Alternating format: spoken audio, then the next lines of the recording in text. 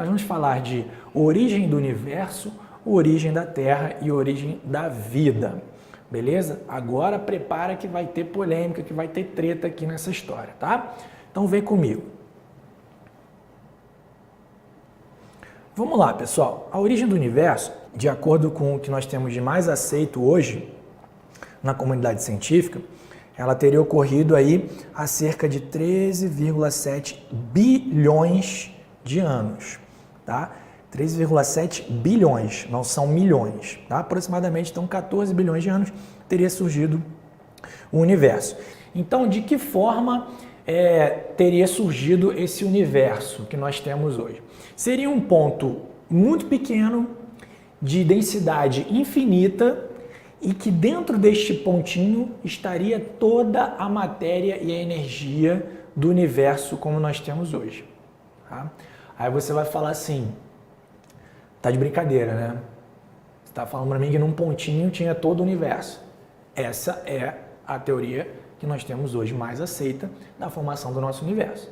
E aí este pontinho de densidade infinita, em algum momento, ele sofreu uma expansão absurda num evento denominado Big Bang, ou seja, a grande explosão. Tá? Esse Big Bang, então, é que espalhou aquela matéria, aquela energia que estavam condensadas naquele pontinho, certo? Então o universo começou a se expandir e continua se expandindo até hoje. Então, desses cerca de 14 bilhões de anos para cá, tá? O universo vem se expandindo e continua se expandindo. Beleza?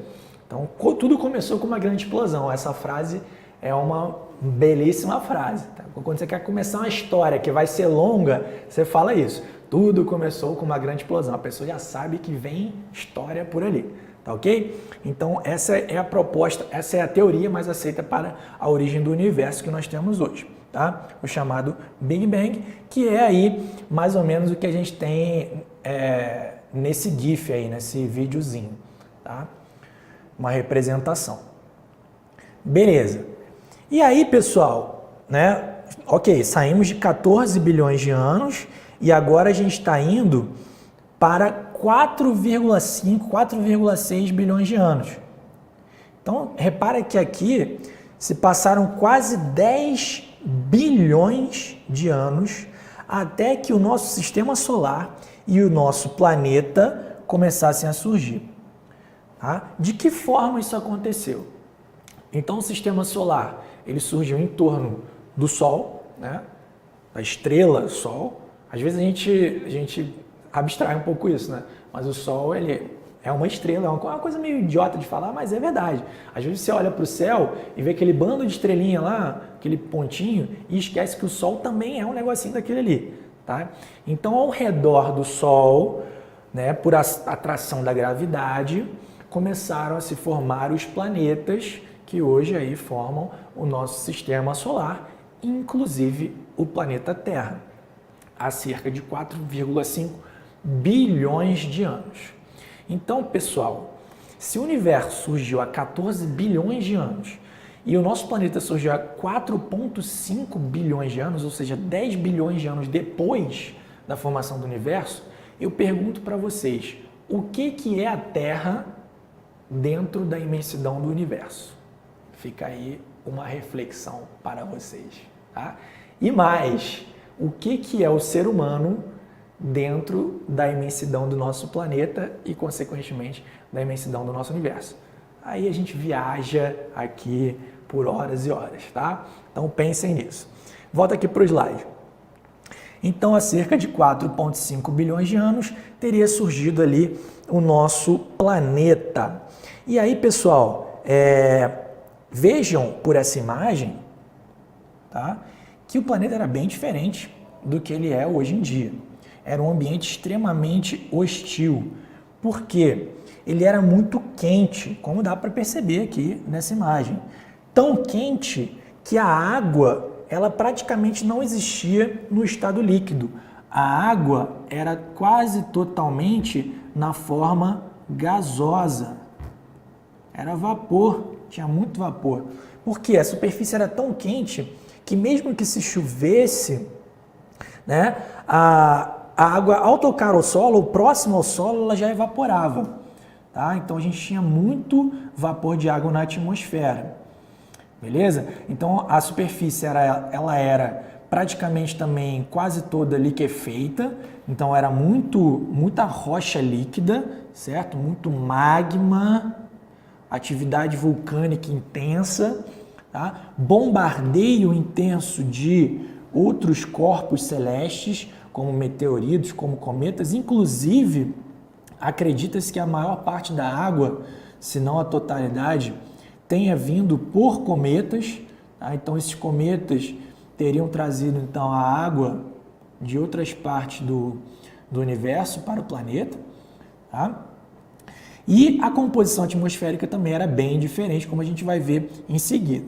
Então, como é que pode esse negócio, esse planeta bizarro que era o nosso planeta, se transformar, né, na Terra que nós temos hoje? Então, diversas modificações aconteceram, inclusive algumas delas motivadas pelo surgimento dos seres vivos. Então, isso aqui é muito bonito. Isso aqui é uma coisa muito bonita de se dizer.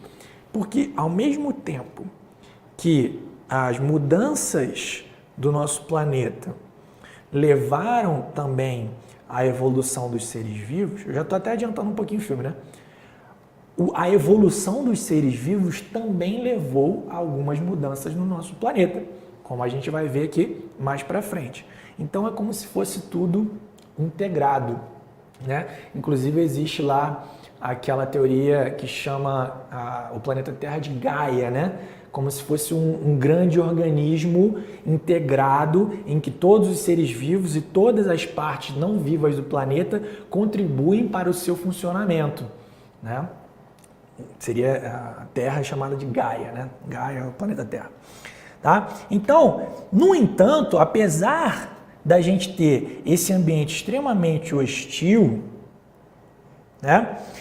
Nele é que as coisas começaram a acontecer na direção da gente ter aí o surgimento dos primeiros seres vivos. Tá? Então, com o resfriamento da crosta terrestre, com a condensação da água, então mais água no estado líquido, a gente vai ver que a água é importantíssima para o surgimento da vida. Inclusive, quando você vai procurar vida em outros planetas, né, os cientistas procuram por água no estado líquido porque sabem que é um forte indício da vida como nós temos no nosso planeta, né? Então, com isso, aí a coisa começou a ficar um pouquinho mais favorável para os seres vivos, né? E aí vem aquela famosa pergunta: de onde viemos? Né? De onde viemos? Para onde vamos? Então, como surgiu a vida no nosso planeta? Ela veio de outros lugares do universo, de acordo, por exemplo, com a teoria da panspermia? Ela surgiu aqui mesmo? Como é que aconteceu essa origem da vida? Então, o que eu falo para vocês é o seguinte: essa é uma pergunta que ela vem assolando as mentes dos seres humanos há muito tempo. Se bobear, desde que o ser humano conseguiu conceber esta pergunta, né, ter uma noção de autoconsciência, acho que essa pergunta já existia na cabeça do ser humano. De onde veio a vida? Como essa vida surgiu? E aí é que começam as polêmicas. Vou até tomar uma água, porque esse assunto gera polêmica. O que acontece? Pessoal, vamos lá. Eu vou falar de origem da vida aqui de acordo com a ciência, tá? Eu sei que existem as crenças pessoais, beleza? Não, para mim a vida surgiu porque Deus criou todos os seres vivos. Acabou o ponto final. Beleza, você tem todo o direito de acreditar nisso, tá? Mas, segundo a biologia, existem teorias para a origem da vida. E é lógico que quando isso aparecer numa prova, é isso que você vai ter que responder, tá? Se isso aparecer em alguma questão. Tranquilo? Então vem para cá de novo. Olha só que beleza, apareceram aqui esses três jovens, tá? Aqui o primeiro é o Aristóteles, esse aqui é o René Descartes, que vocês provavelmente conhecem por outras coisas, né? Não sendo aqui da biologia. E este rapaz aqui é o famoso Isaac Newton, que vocês conhecem lá pela física, tá? O cara lá da lei da gravidade, né? Enfim, então a gente tem aqui esses três pensadores, o que eles têm em comum? Tá? Eles acreditavam na abiogênese ou na geração espontânea. Faltou aqui e aqui. Tá? E aqui também. Certo? Então, estes três caras, Aristóteles, lá no século IV a.C., tá? O Descartes lá no século XVII e o Newton também lá no século XVII, né, separados aí por um grande abismo temporal, eles tinham isso em comum. Por que eu mostrei, botando esses três caras aqui? Para mostrar que houve um intervalo temporal bem grande em que as pessoas mais estudadas, né, como eram esses caras aqui, acreditavam que a vida poderia surgir a partir da matéria inanimada. O que isso quer dizer? Eles acreditavam que a vida, além de surgir pela reprodução normal dos seres vivos, ela podia surgir espontaneamente. Tá? Que os seres podiam surgir a partir da matéria não viva. É isso que significa a biogênese. Gênese de criação, né? Bio de vida e o a antes vem como um prefixo de negação. Então, a geração, a criação da vida sem antes haver um ser vivo. Ou seja, negação, tá? A biogênese. Então, eles acreditavam nisso, que era possível surgirem esses seres vivos, além de serem criacionistas também. Tá? De acreditarem que tudo começou por obra de Deus. Tá? Então eles defendiam isso daí. Né? Principalmente no século XVII, ali, o pessoal era muito ligado à religião. Tá?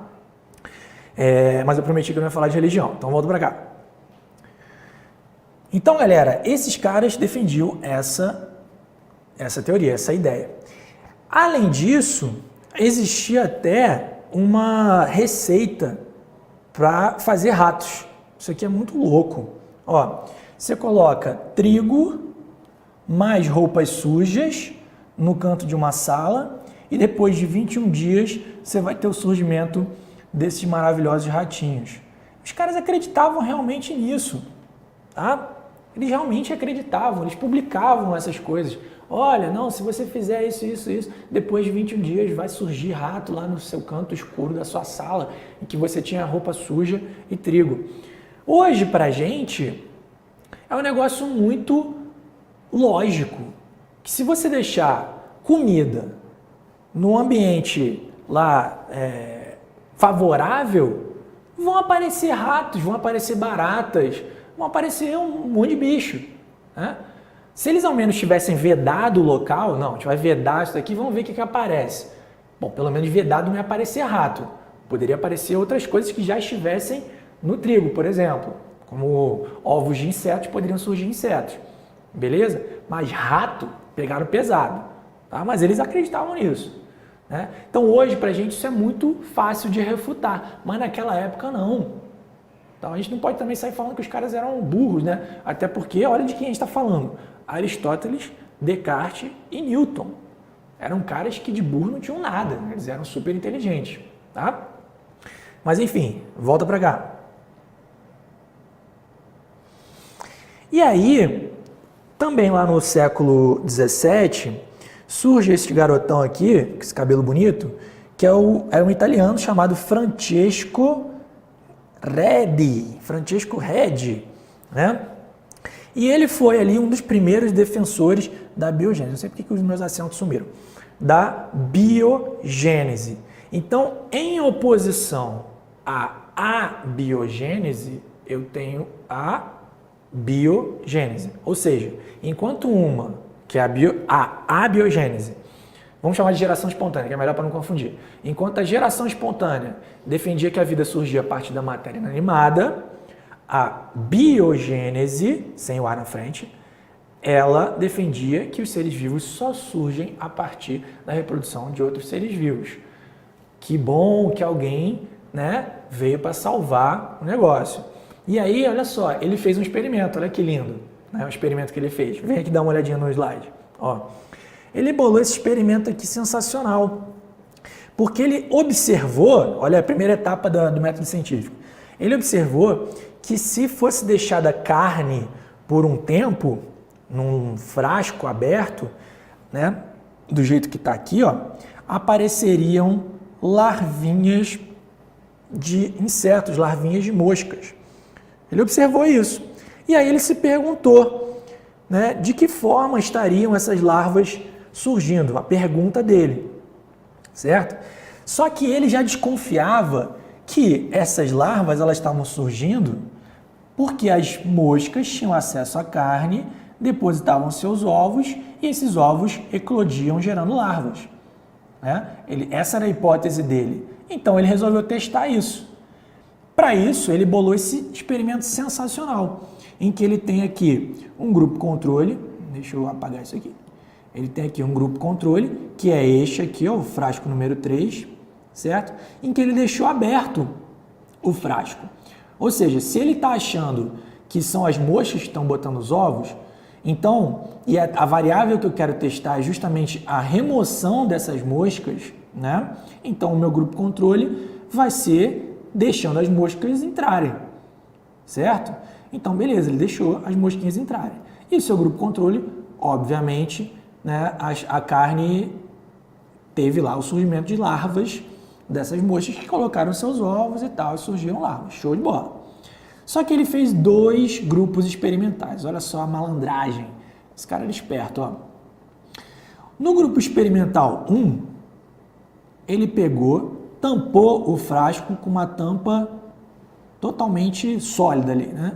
Vedou mesmo o frasco. Deixou um tempo e olha só que coisa incrível, não apareceram larvas de mosca, né?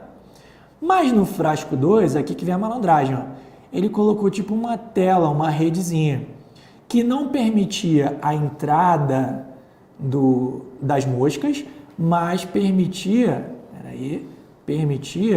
que o cheiro da carne saísse, atraindo assim as moscas. Olha só que malandro, né? Então, ele conseguiu, a partir desse experimento simples, né, defender a sua hipótese, tá? Então, ele obteve esses resultados. Esses resultados, então, fortaleciam a sua hipótese e ele interpretou isso como o quê? Que a vida só surge a partir da reprodução de outros seres vivos. Galera, biogênese, esquece geração espontânea. Olha o que está acontecendo aqui. A mosca tem que entrar, botar o ovo, aí surge a larva se desenvolve em outra mosca que se reproduz e por aí vai. Não tem como não ser isso, não tem como ser outra coisa. Show, maravilha. Não fosse um pequeno detalhe. Aí é que vem o momento dramático. Se pudesse botar uma musiquinha dramática, ia ser show de bola. Então, vem o momento dramático. Qual é o momento dramático? Que houve, então, em algum momento, a invenção do microscópio. Ah, mas é legal, que bom o microscópio, a gente vai poder visualizar as coisas pequenininhas. Maravilha! Esse aqui é o grande problema, visualizar as coisas pequenininhas. Vem aqui de novo no slide. Olha só, a invenção do microscópio enfraquece a biogênese. Mas por que isso? Por que enfraquece? Galera, imagina só, o pessoal bota lá um negócio no microscópio, uma lâmina, quando taca o olho ali, toma até um susto. Por quê? Porque vê um negócio desse tipo aqui, ó. Imagina só tu ver isso aqui no microscópio, num lugar que tu achava que estava limpo, né?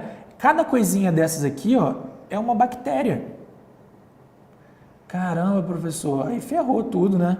Porque, pô, como é que vai explicar que esses negócios aqui não surgiram espontaneamente? É tanta bactéria que não é possível surgir por reprodução, tem que surgir por geração espontânea. Foi justamente isso que o pessoal que acreditava, defendia a geração espontânea falou. Então, com o surgimento, com a invenção do microscópio, a teoria da biogênese foi enfraquecida e a geração espontânea, olha só que loucura, ela passaria a servir apenas para seres microscópicos. Caramba, mas peraí. Então, para seres macroscópicos, a biogênese está ok, porque não tem como surgir um rato do nada. Mas, para seres microscópicos, beleza, aí pode ter geração espontânea. Olha que doideira. Então, num dado momento, ficou essa confusão. Então, para alguns seres servia uma coisa, para outros servia a outra. Né? Vê aquela história também do, não, para seres superiores só vale a biogênese. E para seres inferiores só vale a geração espontânea. Hoje a gente sabe que nem pode falar seres superiores ou seres inferiores. Né? Não é nada por causa dos direitos iguais dos animais, não. Quer dizer, é porque assim, não existe evolutivamente seres superiores e seres inferiores. Todos estão evolutivamente na mesma escala. A gente, inclusive, vai falar sobre isso hoje ainda na nossa aula. Tá? Então, ficou ali esse impasse, esse imbróglio. Olha só que doideira, volta aqui também. Esse impasse foi tão grande que ele gerou ali um embate histórico entre dois cientistas, o John Needham e o Spallanzani, tá? Dentro ainda dessa discussão a respeito da geração espontânea e da biogênese. Então, o Needham, ele era um defensor da abiogênese, beleza? E aí ele bolou um experimento para provar que a abiogênese funcionava com o crescimento bacteriano. Olha só o que ele fez. Ele pegou esse balão aqui de vidro, certo? Colocou um caldo nutritivo, que é esse troço aqui meio laranja, ele colocou um caldo nutritivo, certo?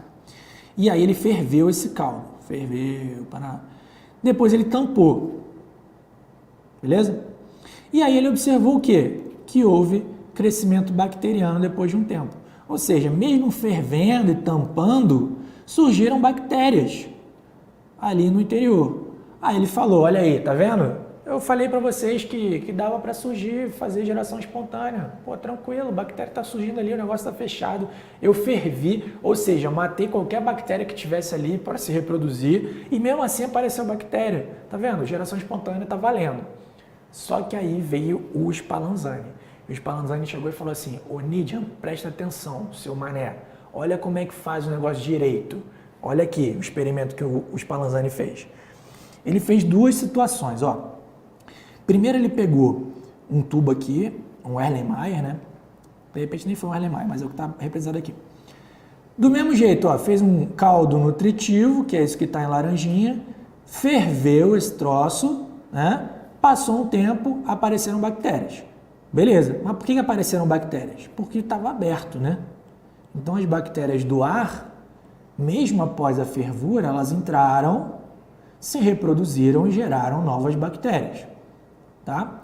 Só que aí ele falou, agora eu quero ver. Needham, se liga no que eu vou fazer aqui, meu garoto. Aí ele fez isso daqui, ó. Ele pegou o mesmo tubo, deixa eu coisar aqui. Ele pegou o mesmo tubo.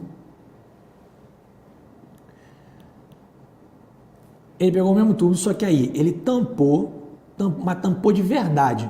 Não foi essa tampa michuruca aqui que o Needham botou, não. Ele tampou de verdade e ele ferveu de verdade também. Eita, que queimou tudo aqui. Ferveu mesmo, né? E aí, com essa fervura, ele matou qualquer resquício de bactéria que tivesse aqui, tá? E com essa vedação, ele impediu que qualquer bactéria entrasse também posteriormente à sua fervura. E aí o que aconteceu? Olha só, não apareceram bactérias, né? Então o que ele chegou e falou ali para o Needham? Needham, preste atenção, olha só, você errou em duas coisas. Primeiro, você não ferveu direito, ou seja, você não matou as bactérias direito. E segundo, você não vedou direito, tá? Então dava para entrar bactéria ainda ali. Então do jeito que eu fiz, meu jovem, né? Não tem como, não dá para surgir nenhuma bactéria ali por geração espontânea. Aí o Needham, que ficou bolado, chegou e apelou.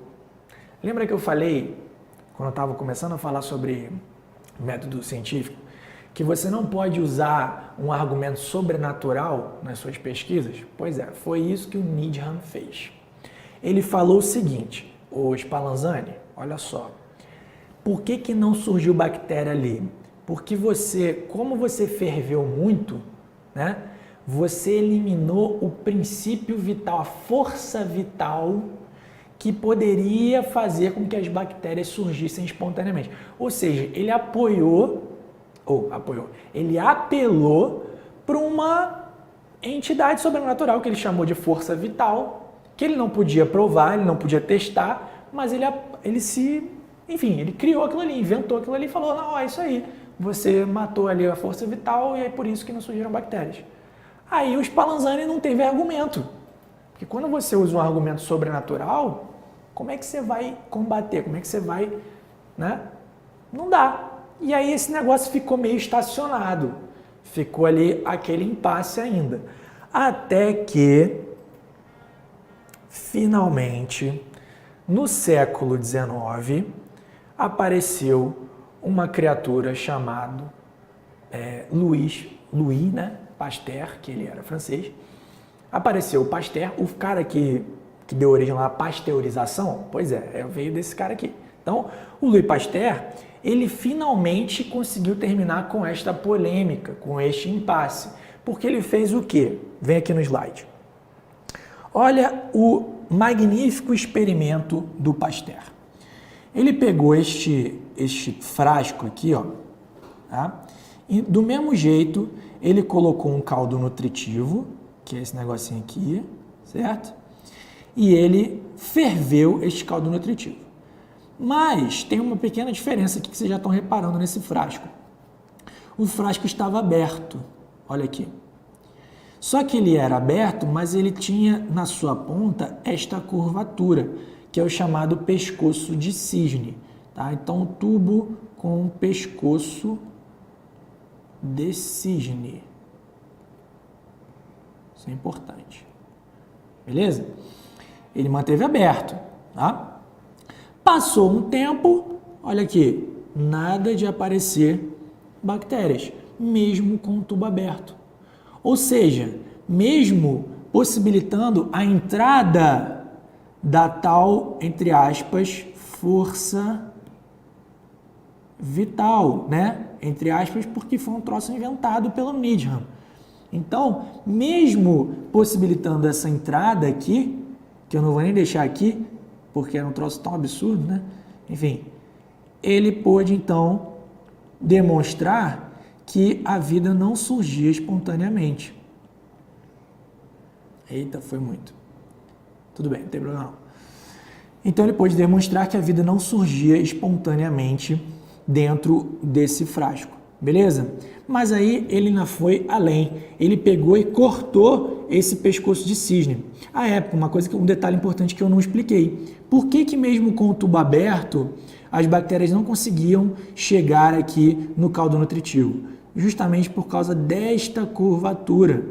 Porque as bactérias entravam aqui e ficavam retidas nesta região. Né? A bactéria não voa, né? Ela só vai pelo vento. Então, como aqui tinha esta curva, as bactérias ficaram retidas aqui e não contaminaram o líquido. Mas aí, quando ele cortou, ele quebrou esse tubo, esse pescoço de cisne, tcharam, olha só, as bactérias voltaram a aparecer. Caramba, então o Pasteur é muito sinistro, merece até o óculos que apareceu ali. Merece até o óculos, porque o Pasteur foi o cara que conseguiu decifrar ali o problema, certo? Então ele terminou com a polêmica e decretou, meus amigos, hoje, tá? Atualmente, né? Não tem como surgir ser vivo se não for pela reprodução de outro ser vivo. Ou seja, hoje, tá? Somente a biogênese é válida. Então, todos os seres vivos surgem a partir de outros seres vivos, a partir da reprodução de outros seres vivos. Beleza? Show de bola. Só que ainda tem um problema aí. Olha aqui no slide. Se os seres vivos surgem apenas a partir de outros seres vivos, como surgiram os primeiros seres vivos. Eita, lascou. Voltou tudo de novo. Então, galera, é o que eu estou falando para vocês. O que vale hoje, né, nas condições atuais do nosso planeta, é somente a biogênese. Então, hoje não tem como ter geração espontânea. No entanto, em algum momento da história do nosso planeta, deve ter havido uma geração espontânea. Porque se não havia vida e passou a haver, né, esses primeiros seres têm que ter surgido a partir da matéria não viva. Beleza? Então, em algum momento da história do nosso planeta, houve algum evento abiogenético para que a vida surgisse. Um ou alguns eventos abiogenéticos. Tranquilo? E é isso justamente que nós vamos ver agora a respeito das ideias para que isso tenha acontecido. Tá bom? Então vem cá, vamos dar uma olhada. Aí a gente volta lá de novo no tempo. Lembra que a gente tinha parado lá em 4,5 bilhões de anos, quando o nosso planeta se formou, mais ou menos, né? Só que o planeta era muito hostil e tal, não possibilitava que a vida surgisse. Só que, ó, de 4,5 bilhões de anos para 3,8 bilhões de anos, né? Não passou quase nada. Lógico que passou pra caramba, né? Então, nesse tempo aqui, a Terra modificou bastante. Então, isso daqui é uma representação do planeta naquela época. Então, modificou bastante e essas modificações possibilitaram, então, que as condições para a vida começassem a surgir, né? Aliás, aqui só aproveitando o gancho, né? Outro dia eu estava assistindo uma aula de física lá com o professor Vinícius, foi sexta-feira, se não me engano, e ele estava falando sobre notação científica, né? E aí, ó, 3,8 bilhões de anos, como é que ficaria isso aqui, ó? 3,8 vezes 10 à nona potência, né? Então, seria aí, em notação científica, como ficaria? Bilhões de anos, porque bilhão é 10 à nona, tá? Show de bola. Um abraço aí para o professor Vinícius Silva, professor de física aqui do Estratégia. Tranquilo? Então, voltamos aqui para a biologia. Então, minha gente, olha só. Nesse período aqui, então, cerca de 3,8 bilhões de anos, que as condições da Terra já estavam mais favoráveis para o surgimento da vida, né? A gente já tinha, ó, grande quantidade de água no estado líquido, olha aqui. Tinha muito vapor? Ainda tinha muito vapor, mas já tinha bastante água no estado líquido, que é importantíssimo. Havia muitas tempestades, muitas descargas elétricas, ainda muita atividade vulcânica, certo? A atmosfera, ela era composta por uma combinação de gases diferente dos gases que nós temos hoje, né? Atualmente a gente tem aí 78% de gás de nitrogênio, 21% de oxigênio e o restante aí dividido entre outros gases. Olha como é que era naquela época, o que se acredita que era naquela época, né?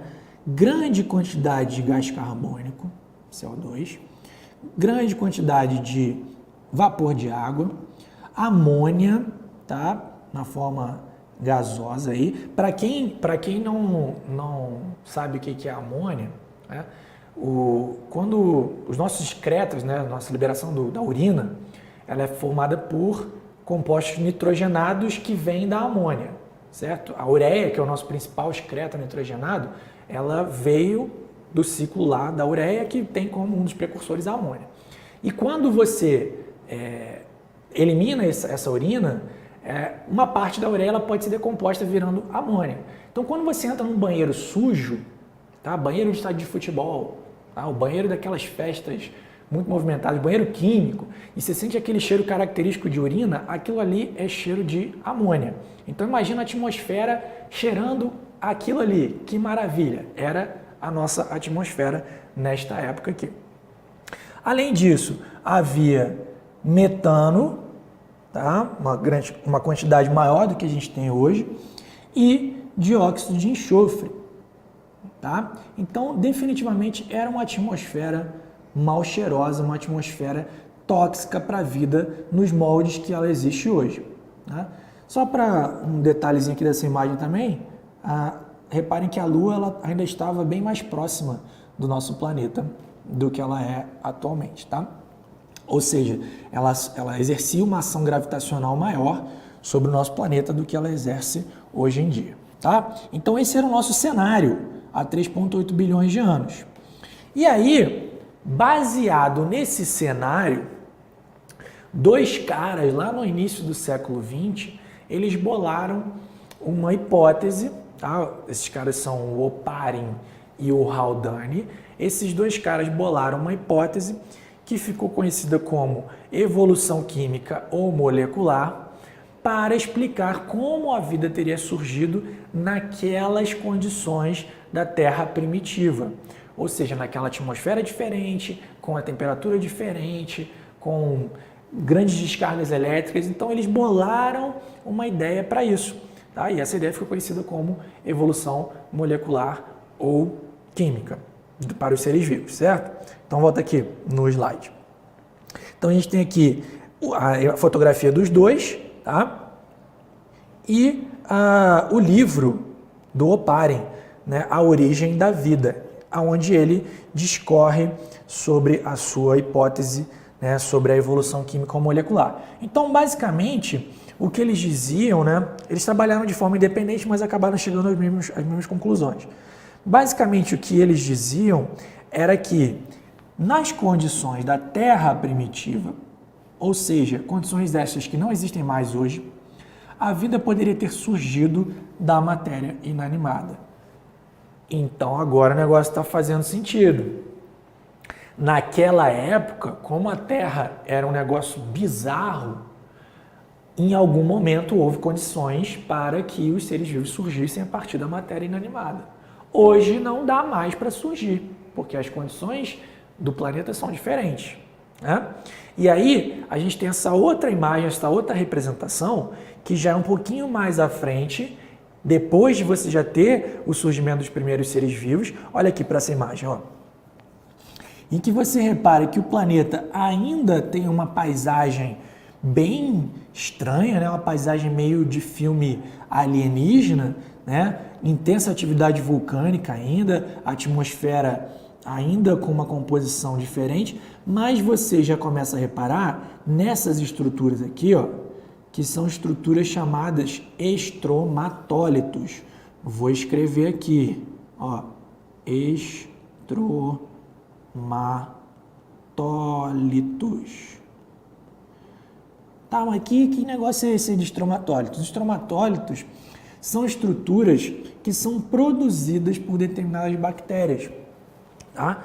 Então, até hoje existem estromatólitos no nosso planeta, não tanto quanto existiu nessa época, e existem fósseis de estromatólitos também desta época, que remontam aí a cerca de 3,5 bilhões de anos. Caramba, é muito tempo. Pois é. Então, são os primeiros indícios da vida no planeta Terra. Então, se eu tenho indícios de 3,5 bilhões de anos, muito provavelmente a vida já teria surgido antes disso.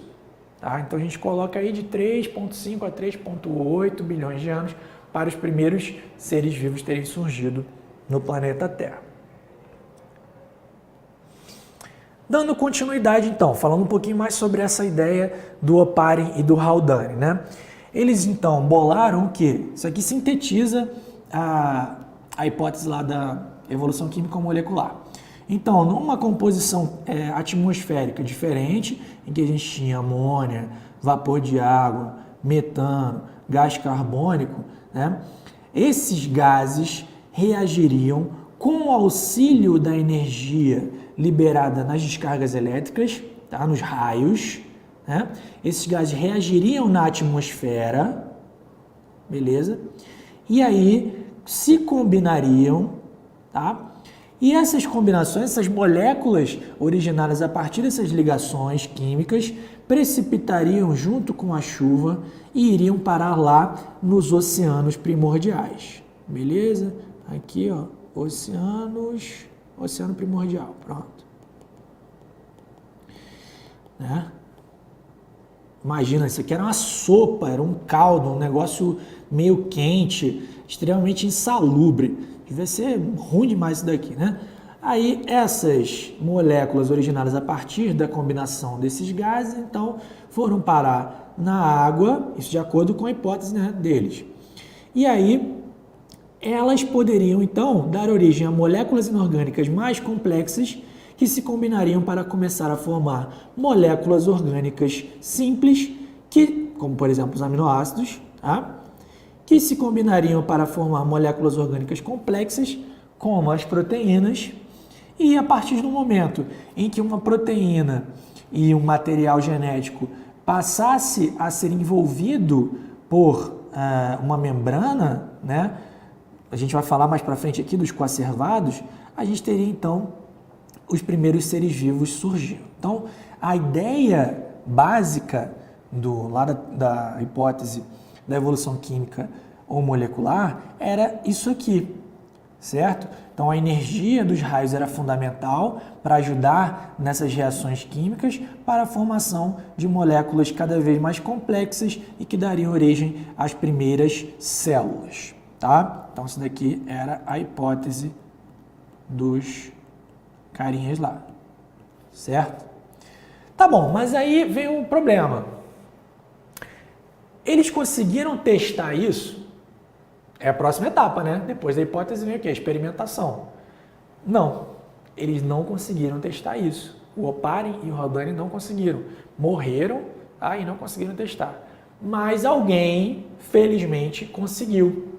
Lá na década de 50 do século 20. Olha aqui que maravilha.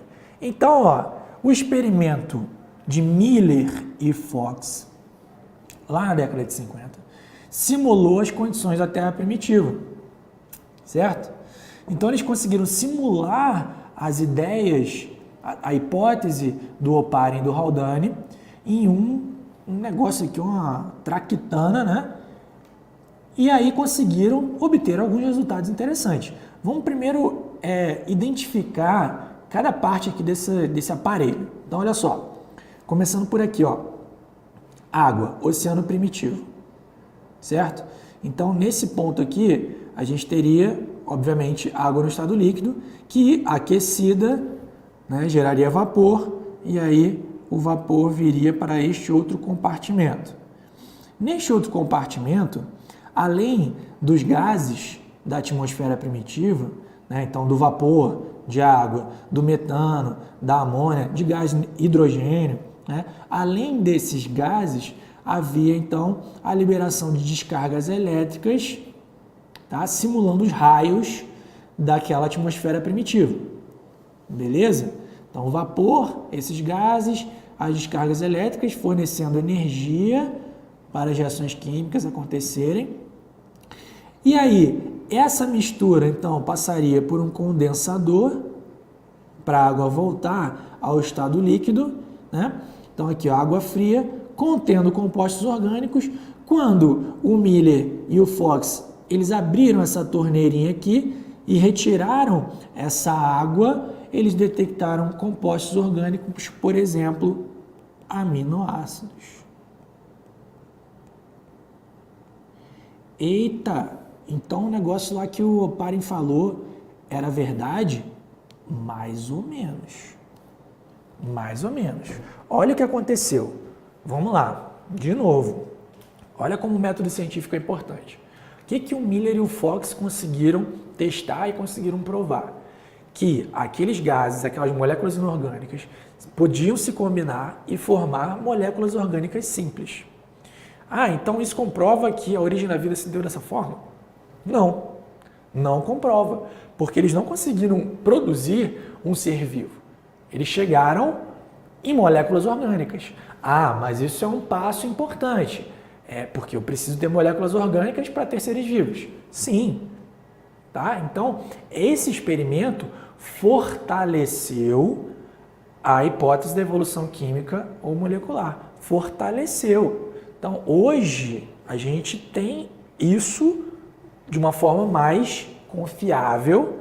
Tá? Então, hoje, a hipótese mais provável, né, é que a vida tenha surgido dessa forma. Tá? E esse experimento ajudou a isso ser visto desta forma. tá bom? Mas não provou que a origem da vida foi assim, ok? Beleza, volta para cá. Tá aqui o joinha, então, para o Miller e o Fox, porque eles conseguiram lá fortalecer a ideia do Oparin a respeito da evolução química ou molecular. Maravilha? Ah, mas e os tais os coacervados? Onde é que eles entram? Então, o Oparin também, ele falou que as primeiras células, elas poderiam ter tido origem, né, a partir dos chamados coacervados. O que são coacervados?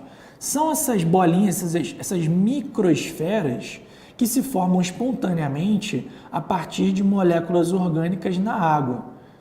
Beleza? Então são microesferas ali, proteicas, lipoproteicas. Sabe quando se formam aquelas bolinhas de gordura na água? É mais ou menos isso, tá? Então se você tem, olha para mim, se você tem várias moléculas orgânicas sendo formadas num oceano primitivo, né?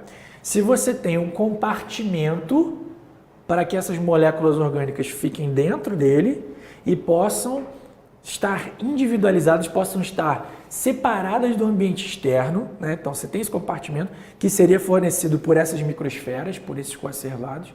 A partir daí, para eu ter uma célula, é um passo relativamente simples. Então, no momento em que eu tive uma unidade que se individualiza do ambiente externo e que tem a capacidade de se autorreplicar e que tem moléculas orgânicas no seu interior, eu tenho a primeira célula. Então é isso que fala essa hipótese da evolução química molecular, que desta forma surgiram aí as primeiras células que deram origem a todos os seres vivos do nosso planeta. Tranquilo? Mas lembra, coacervado não é uma célula ainda. Beleza? E aí, pessoal, existem duas hipóteses para o metabolismo das primeiras células. Existe a hipótese heterotrófica e a hipótese autotrófica. Vamos lá. Antes de falar de cada uma delas, eu preciso definir para vocês aqui o que é heterotrófico e o que é autotrófico. Então, a gente vai ver mais para frente em outras aulas que os organismos que são heterotróficos são aqueles que não têm a capacidade de produzir o seu próprio alimento. Eles precisam buscar o alimento já pronto no ambiente. Por exemplo, nós. A gente vai lá, come e adquire o alimento para ter energia para os nossos processos vitais. Já o organismo autotrófico é aquele que tem essa capacidade metabólica de produzir o seu próprio alimento através de processos, por exemplo, como a fotossíntese. Então, as plantas são seres autotróficos, tá? Então, o que a gente está discutindo aqui nesse momento é que grupos de seres vivos teriam surgido primeiro. Esses que conseguem produzir o próprio alimento, ou seja, os autotróficos, ou aqueles que precisam buscar o alimento no ambiente, os heterotróficos, né? E para isso existem duas opções, duas hipóteses. Na hipótese heterotrófica, olha aqui para o slide. Na hipótese heterotrófica, então a primeira célula teria sido heterotrófica, né? E ela teria sido heterotrófica anaeróbica. Anaeróbica. Ou seja, ela não faria respiração aeróbica. O que isso quer dizer? Que ela não faria respiração de gás oxigênio. Ah, mas por que ela não faria respiração de gás oxigênio? Eu te pergunto. Você que prestou atenção lá quando eu falei sobre a composição da atmosfera primitiva.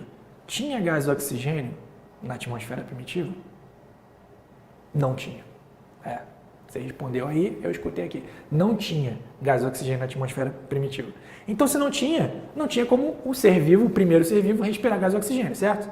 Então, se o primeiro ser vivo foi um ser heterotrófico, ele tinha que respirar outra coisa além de oxigênio. Muito provavelmente, ele fazia um processo metabólico mais simples, próximo ao que a gente hoje tem chamado fermentação.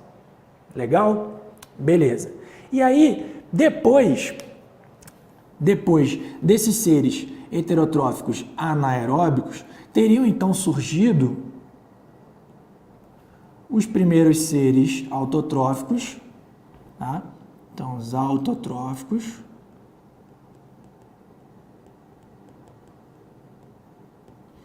E aí, galera, olha que loucura. Eu falei também no início dessa aula que, ao mesmo tempo em que o planeta faz com que os seres evoluam através da seleção natural, os seres também causam modificações no planeta, né? Lembra que eu falei isso? Então, aqui está a prova, porque a partir do momento do surgimento dos seres fotoautotróficos, ou seja, aqueles que fazem fotossíntese e que liberam gás oxigênio na atmosfera, né, eu passo a ter uma quantidade desse gás na atmosfera que não existia antes. Olha que loucura! Então, a quantidade de oxigênio passa a crescer exponencialmente no ar atmosférico. E isso possibilitou, então, o surgimento dos seres que respiram gás oxigênio, inclusive nós. Tá? Então, voltando aqui, a gente teria o surgimento dos seres heterotróficos, né? Heterotróficos,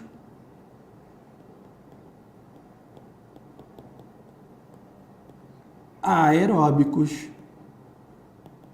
ou seja, que produzem, que conseguem respirar gás oxigênio, tá? Conseguem respirar gás oxigênio. Então, esse gás oxigênio começou a ser produzido aqui, beleza. Argumentos para essa teoria, para essa hipótese, da hipótese heterotrófica. Os argumentos são que os organismos heterotróficos seriam mais simples evolutivamente do que os organismos autotróficos. Então, pela lógica, eles surgiriam antes dos autotróficos. Tá? No entanto, imagina só existindo no planeta seres heterotróficos, ou seja, não tendo seres para produzir o próprio alimento, para renovar a matéria orgânica, né? Concorda comigo que em algum momento esses seres heterotróficos esgotariam a matéria orgânica disponível no ambiente e isso acabaria levando eles à morte, porque não haveria mais como eles aumentarem o seu número, né? E aí, nesse momento, é que teriam surgido os seres autotróficos. Isso é o que defende essa hipótese. Tá? Tranquilo? Agora, a outra hipótese, que é a hipótese autotrófica, ela já defende que os primeiros seres foram seres, olha aqui no slide, seres que seriam então autotróficos. Só que com um pequeno detalhe, eles não seriam fotoautotróficos, eles seriam quimiolito-autotróficos. Então, eles seriam outro tipo de seres autotróficos que não produzem gás oxigênio. Tá? Não produzem gás oxigênio. Volta. Então, seriam esses primeiros aqui autotróficos. E eles, então, produziriam uma matéria orgânica que sustentaria o surgimento dos heterotróficos anaeróbicos. Posteriormente, então, eu teria o surgimento dos autotróficos, né, dos fotoautotróficos e, posteriormente, dos heterotróficos aeróbicos. Ah, professor, mas isso é muito confuso. Caramba, realmente. Galera, isso aqui não é um consenso. Tá? Ah, não. Qual é a hipótese mais aceita? Não tem. Então, existem pesquisadores que defendem a hipótese heterotrófica e outros que defendem a hipótese autotrófica. Existem livros que falam de uma, existem livros que falam de outra. Então, você tem que ter uma ideia geral das duas e o principal que você entenda é que só foi possível surgir seres heterotróficos aeróbicos, ou seja, aqueles que respiram gás oxigênio, após o surgimento da fotossíntese, após o surgimento dos seres fotoautotróficos, que possibilitaram a liberação de gás oxigênio no ambiente, fazendo então com que os outros seres desenvolvessem uma respiração aeróbica, uma respiração que utiliza o gás oxigênio. Entenderam isso? Então, na escala evolutiva do nosso planeta, a gente vai ver primeiro o surgimento da fotossíntese e depois o surgimento da respiração aeróbica. tá? Tranquilo? Isso é uma informação importante. E esse quadrinho aqui, esse esqueminha aqui, ele vai então resumir isso que a gente falou, né? A hipótese da evolução química ou molecular. Então, basicamente, ó, moléculas inorgânicas, lá os gases que nós vimos da atmosfera primitiva se combinam na Terra e também no espaço, tá? Formando monômeros orgânicos que se combinam em ambientes aquáticos na Terra, por isso que é tão importante a água no estado líquido. Esses monômeros, ou seja, moléculas simples orgânicas, se combinariam formando polímeros orgânicos, ou seja, moléculas mais complexas. Então aqui eu poderia ter, por exemplo, um aminoácido e aqui eu poderia ter uma proteína, né? Esses polímeros orgânicos, então, interagiriam no metabolismo primitivo, se arranjariam em vesículas, né, aquelas bolinhas, tá, que eu falei para vocês, formariam o primeiro genoma, e aí aparece, então, o primeiro material genético que contém informação e que é capaz de se autorreplicar, que muito provavelmente foi o RNA, o primeiro, depois é que apareceu o DNA, tá? E a gente tem protocélulas, ou seja, células primitivas em um mundo de RNA, que estão sujeitas à seleção natural, que favorece um genoma de DNA. E aí aparecem as primeiras células baseadas em DNA. Tá? Isso aqui é uma síntese do que teria ocorrido primariamente ali para o surgimento dos primeiros seres vivos. Então, para a gente fazer aqui um fechamento na nossa cabeça, tá? Olha só, nos dias atuais, a vida só surge a partir da reprodução de outros seres vivos, certo? Biogênese. No entanto, em algum momento da história do planeta, as condições ambientais favoreceram o surgimento de seres vivos a partir da matéria não viva. Então é isso que finaliza aqui essa ideia, tá? Então, em algum momento, lá 3,5, 6, 7, 8 bilhões de anos, né, nas condições primitivas do planeta, a vida teria surgido a partir de algum evento abiogenético. Tranquilo, galera?